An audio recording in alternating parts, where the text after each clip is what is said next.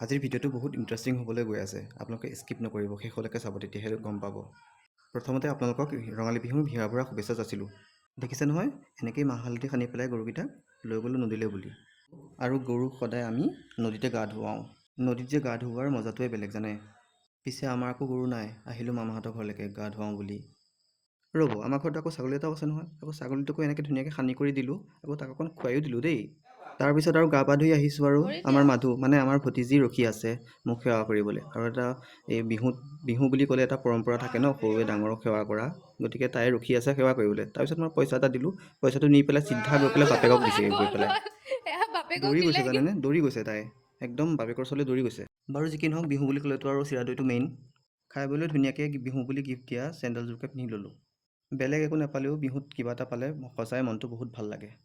তাৰপিছত আৰু মামাক ক'লোঁ যে মামা অকণমান ৰখক, মানে 5 মিনিট ৰখক, মই মোৰ পাৰ্চেল এটা আছে, পাৰ্চেলটো লৈ আহোঁ।